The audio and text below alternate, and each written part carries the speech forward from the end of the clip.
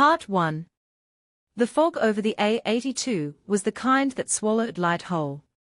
At 2:15 a.m., the Scottish Highlands looked less like land and more like a dream collapsing in slow motion.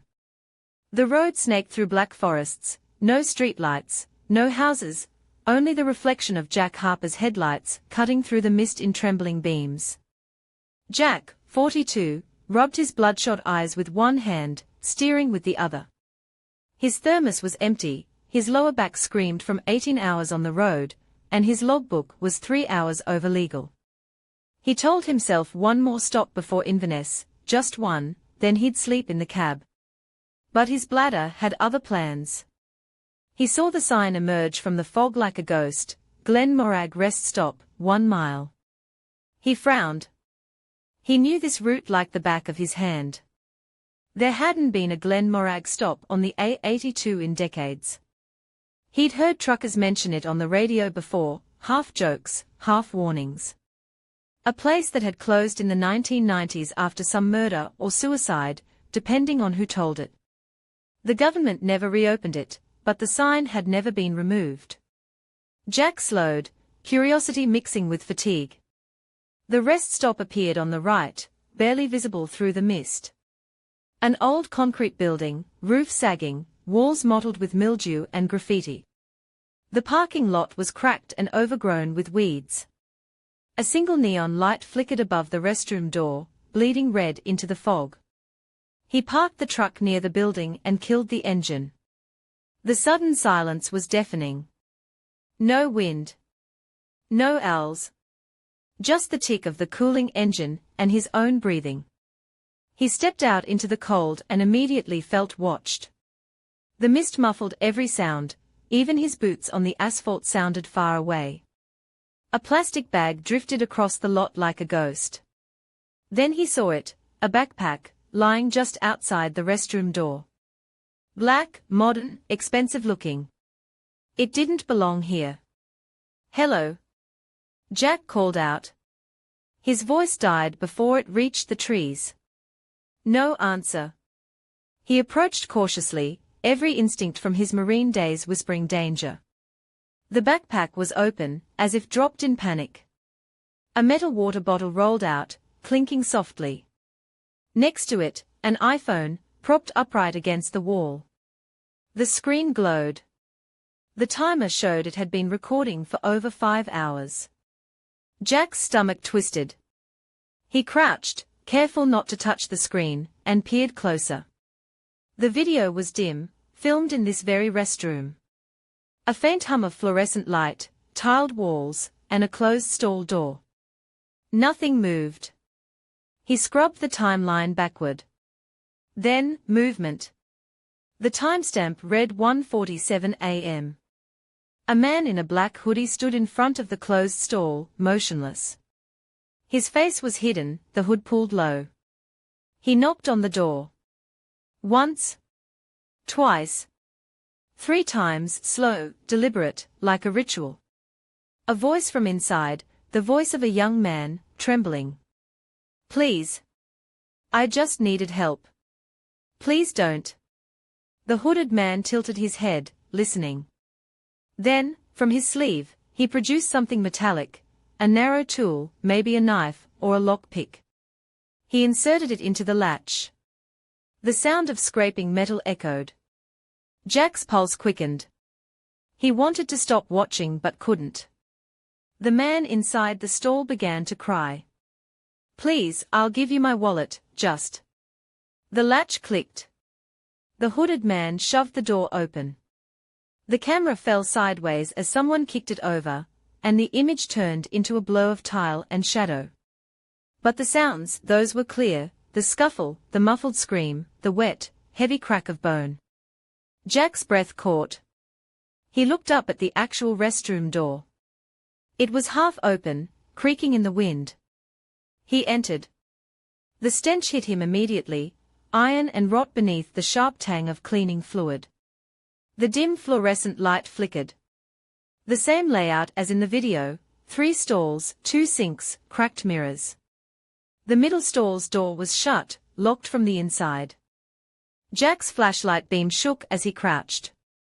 He saw it instantly, dark stains seeping under the door, the kind you couldn't mistake for rust. Next to it lay a torn shoelace and a single fingernail, pale against the tiles. He backed away, bile rising. Then something buzzed. A sound from inside the stall. A phone. Ringing. Jack froze. The ringtone was cheery, incongruous, almost childish, something that made the silence even worse. It rang 3 times, then stopped. A soft vibration followed, ping. Another text. Then another. Jack's mind raced. Whoever had been inside might still be. The sound of an engine shattered the silence. He turned toward the door. Through the cracked window, twin beams of light swept across the parking lot, a motorcycle's headlights. The engine revved once, then cut off.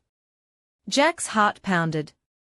He turned off his flashlight and crouched behind the sinks, trying to breathe silently. Footsteps crunched on gravel. Slow. Deliberate. The door handle moved.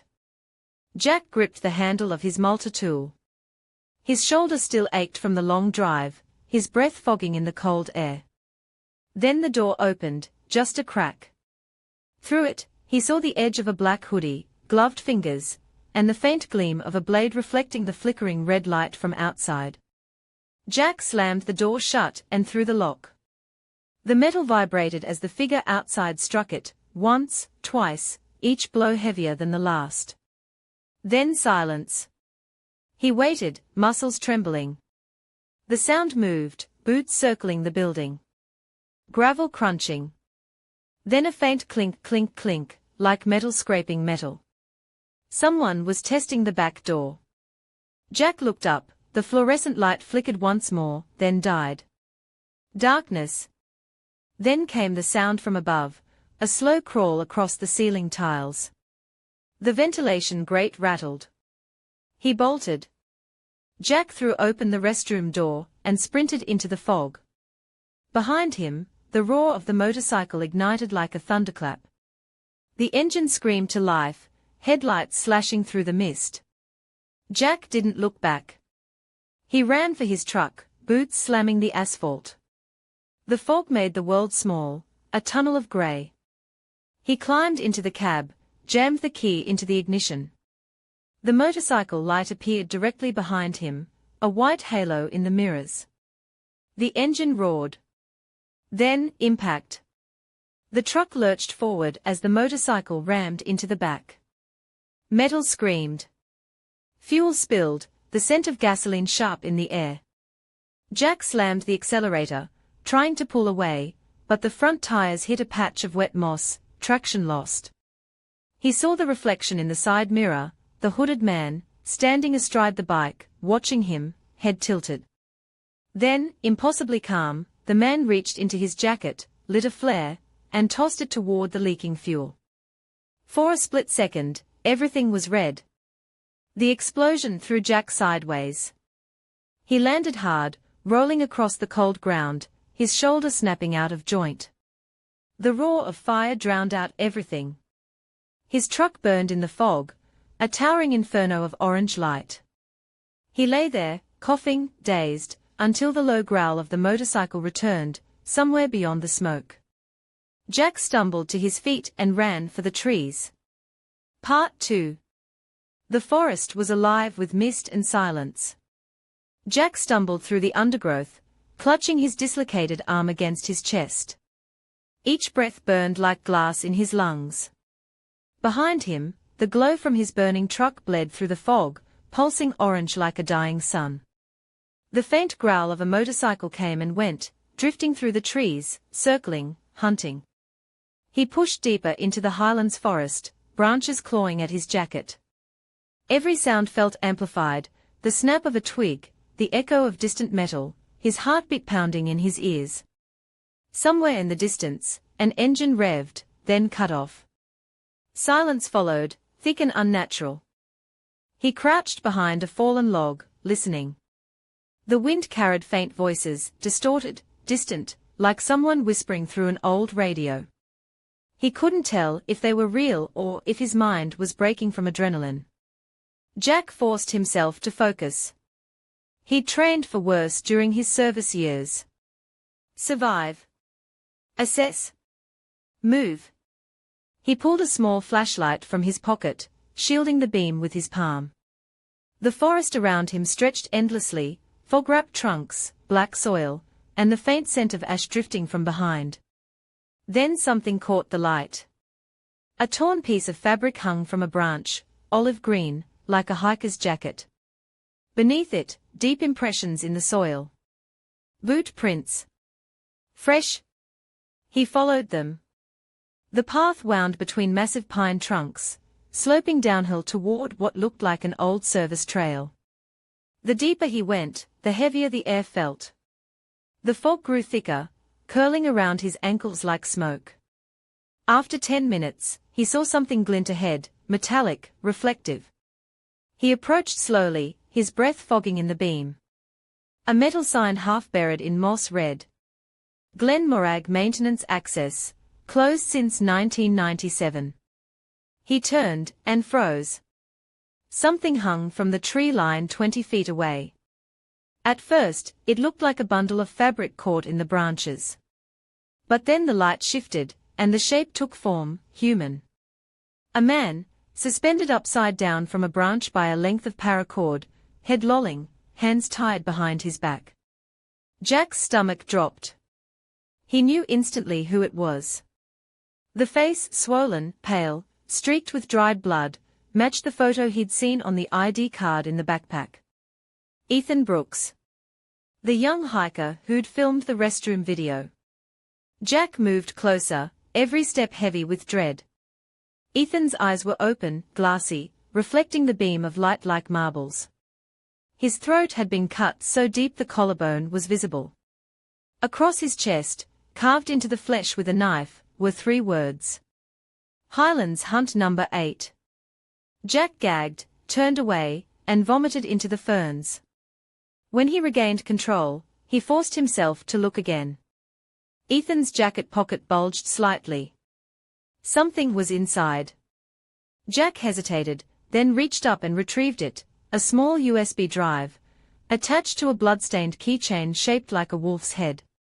He pocketed it. Then he noticed something else beneath the hanging body. Fresh tire tracks pressed into the mud, narrow and symmetrical. Motorcycle tires. They led deeper into the forest. Jack turned off his flashlight and crouched low. Somewhere far off, he heard the distinct metallic click of a lighter being opened, once, twice. Then the slow grind of boots over wet leaves. The hooded man was still here. Jack pressed himself against a tree, barely breathing. He could hear it now, the faint creak of a leather jacket, the soft drag of a blade against bark. The killer was moving slowly, deliberately, enjoying the silence between sounds. Then a whisper cut through the air, carried by the fog. Jack Harper.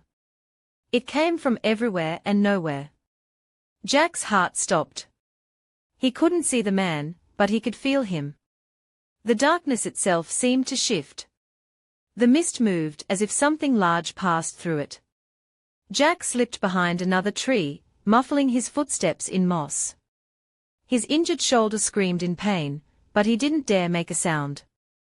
A low hum rose, the motorcycle engine again, idling somewhere close. The beam of its headlight swept through the forest like a searchlight, cutting long shadows across the trunks. Jack ducked behind a rock. The light passed inches from his face. Then, silence again. He stayed frozen for nearly a minute. No sound but the dripping of dew, and his own pulse in his ears. When he finally dared to move, he noticed something carved into the rock beside him, rough, hurried letters scratched into the stone with a blade. "You're next, Jack." He backed away, every nerve on fire. Then a phone buzzed. He flinched, checked his pocket, not his. The sound came from the ground nearby. A phone, half buried in mud. Its cracked screen lit up with a message notification. The sender, unknown number. The preview text made his blood run cold. Live now, Highlands Hunt number 9, subject, Jack Harper. His breath caught. His mind tried to reject what he was seeing. They were streaming this.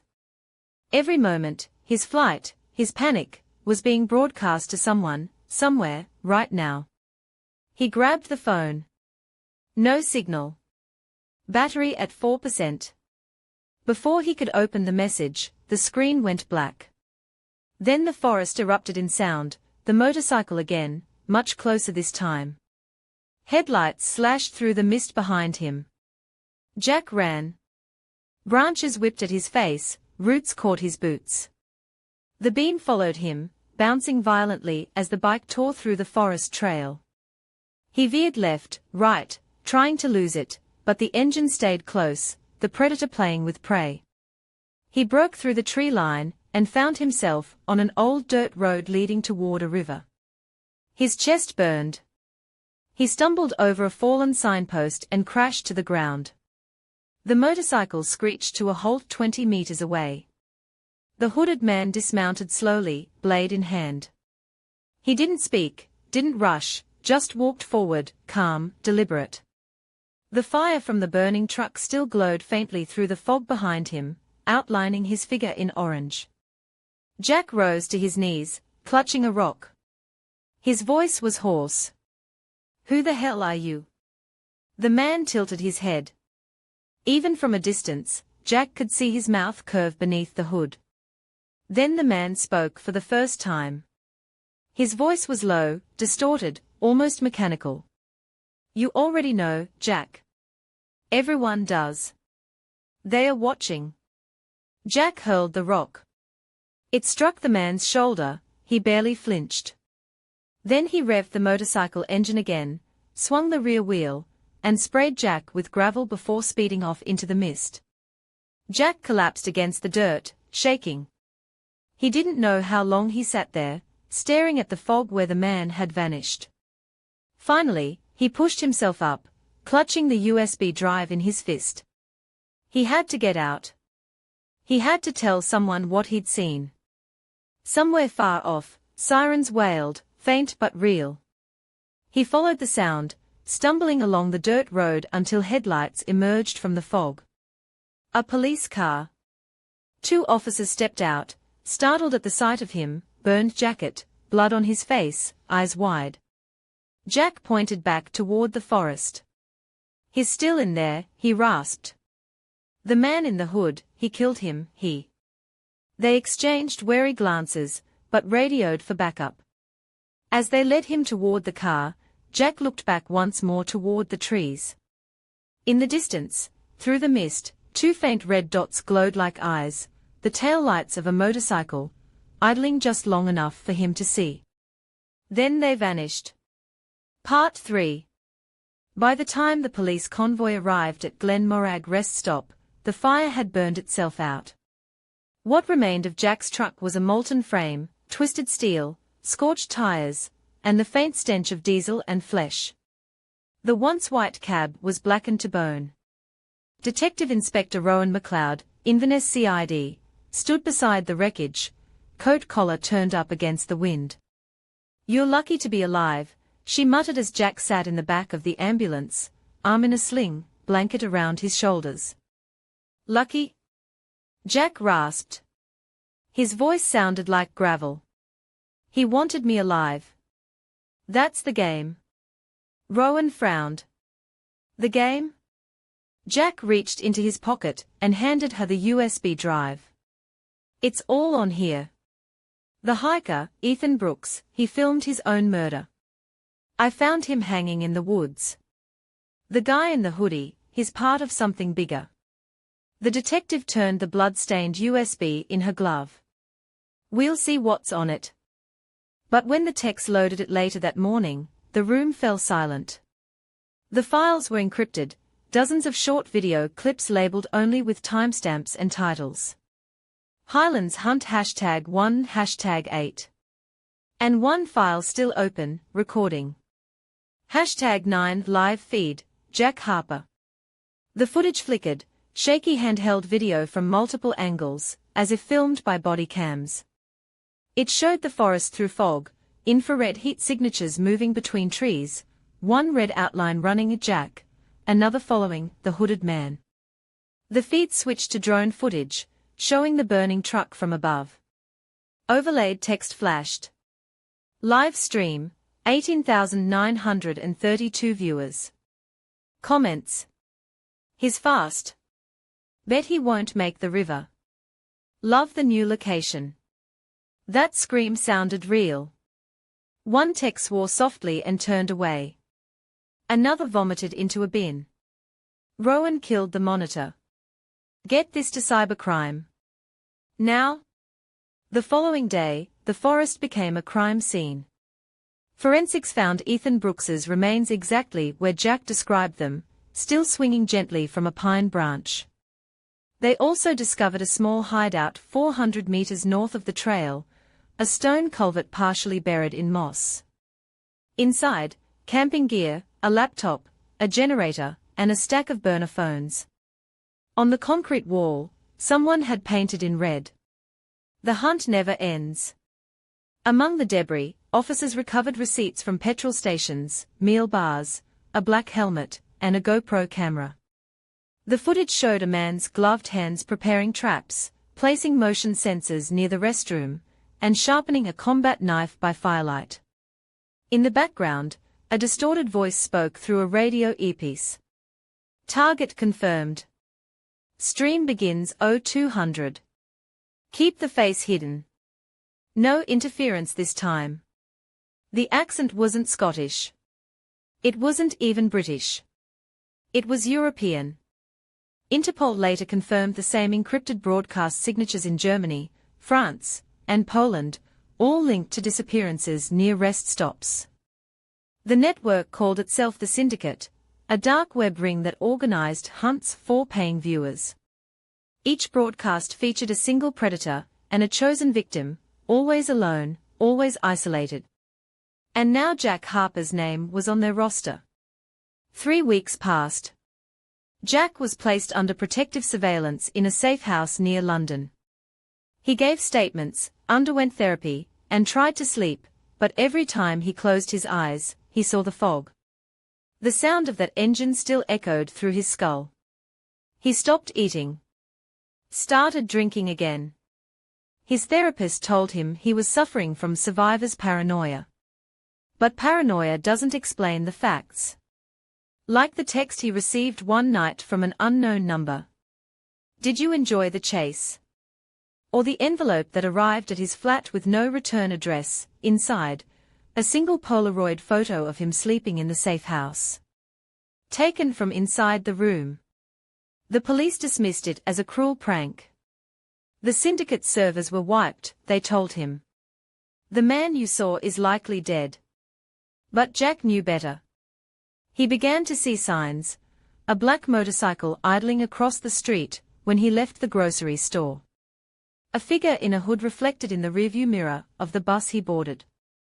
At night, the faint echo of an engine rumbling past his window, never stopping. One evening, he found a message carved into his front door with a knife. Round 2. That was the night he packed his bag and vanished. Months later, a police unit raiding an abandoned service garage outside Birmingham discovered a storage unit filled with video equipment and computers. The walls were plastered with screenshots, images of highways, rest stops, and victims' faces, each labeled with a location and date. One of the monitors was still on.